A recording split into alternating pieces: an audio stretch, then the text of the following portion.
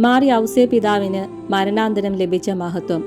ഒരു വ്യക്തിക്ക് മരണാന്തരം സ്വർഗത്തിൽ ലഭിക്കുന്ന മഹത്വം ആ വ്യക്തി ജീവിച്ചിരുന്നപ്പോൾ എത്രമാത്രം ലോകത്തിൽ ധാർമ്മികമായ സ്വാധീനം ചെലുത്തി, തനിക്കും മറ്റുള്ളവർക്കും വേണ്ടി എത്രമാത്രം വരപ്രസാദം സമ്പാദിച്ചു അഥവാ പരിത്രാണ കർമ്മത്തിൽ ആ വ്യക്തിയുടെ സ്ഥാനം എന്താണ് എന്നതിനെ ആശ്രയിച്ചിരിക്കുന്നു എന്നത്രേ വേദപാരംഗതനായ വിശുദ്ധ തോമസ് അക്വീനാസിന്റെയും മറ്റുള്ളവരുടെയും അഭിമതം.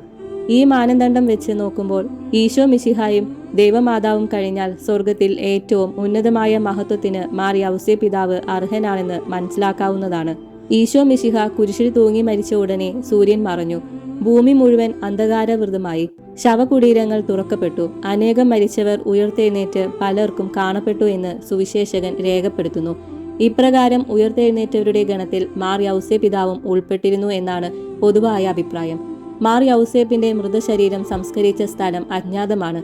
പക്ഷേ ആ മൃതശരീരം സംസ്കരിക്കപ്പെട്ട സ്ഥലത്ത് മാർ യൗസേ പിതാവിന്റെ ഭൗതികാവശിഷ്ടങ്ങൾ ഉണ്ടായിരുന്നെങ്കിൽ ആദിമ ക്രിസ്ത്യാനികൾ ആ സ്ഥലം എന്നും പരിപാവനമായി സൂക്ഷിക്കുമായിരുന്നു.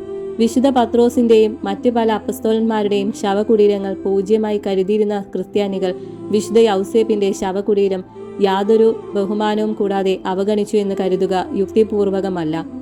മാർ യൗസേ പിതാവിന്റെ മൃതശരീരം ഭൂമിയിൽ എവിടെയെങ്കിലും അന്ത്യവിശ്രമം കൊള്ളുന്നുണ്ടെങ്കിൽ തീർച്ചയായും ആ സ്ഥലം ദൈവം തന്നെ പ്രസിദ്ധമാക്കുമായിരുന്നു. ചില വിശുദ്ധരുടെ ഭൗതികാവശിഷ്ടങ്ങളുള്ള സ്ഥലത്തെ ദൈവം എത്രമാത്രം മഹത്വപ്പെടുത്തുന്നു. ആയതിനാൽ മാർ യൗസേ പിതാവ് മിശിഹ മരണമടഞ്ഞ അവസരത്തിൽ പുനരുദ്ധാനം ചെയ്തവരുടെ ഗണത്തിൽ ഉൾപ്പെട്ടിരുന്നുവെന്ന് സയുക്തികം അനുമാനിക്കാം. മാർ യൗസേ പിതാവ് നമ്മുടെ ദിവ്യരക്ഷകനായ ഈശോ സ്വർഗാരോഹണം ചെയ്തപ്പോൾ അവിടത്തോടു കൂടി സ്വർഗത്തിലേക്ക് ആരോപിതനായി എന്ന് കരുതേണ്ടിയിരിക്കുന്നു. സ്വർഗീയ സൗഭാഗ്യത്തിൽ നമ്മുടെ വത്സല പിതാവ് വർണ്ണാതീതമായ മഹത്വത്തിനർഹനാണ്. ഈശോ മിശിഹായും പരിശുദ്ധ കന്യകാമറിയം കഴിഞ്ഞാൽ സകല സ്വർഗവാസികളുടെയും സ്നേഹാദരങ്ങൾക്കും സ്തുതികൾക്കും അദ്ദേഹം പാത്രീഭൂതനായി.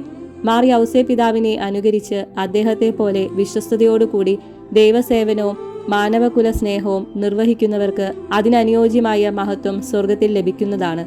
ജീവിതാന്തസ്സിന്റെ ചുമതലകൾ യഥാവിധി നിർവഹിക്കണം. നമ്മിൽ ഓരോരുത്തർക്കും ദൈവം നിശ്ചയിച്ചിരിക്കുന്ന ഒരു ദൗത്യം നിർവഹിക്കാനുണ്ട്. അത് നാം എത്ര വൈഭവത്തോടുകൂടി തന്മയത്വപൂർവ്വം നിർവഹിക്കുന്നുവോ അതാണ് ഒരു വ്യക്തിയുടെ മഹത്വത്തിന് നിദാനം. പിതാവായ ദൈവം മാർ യൗസേപ്പിനെ ഭാരമേൽപ്പിച്ച ചുമതലയും ദൗത്യവും ഏറ്റവും പൂർണ്ണതയിൽ നിർവഹിച്ചു.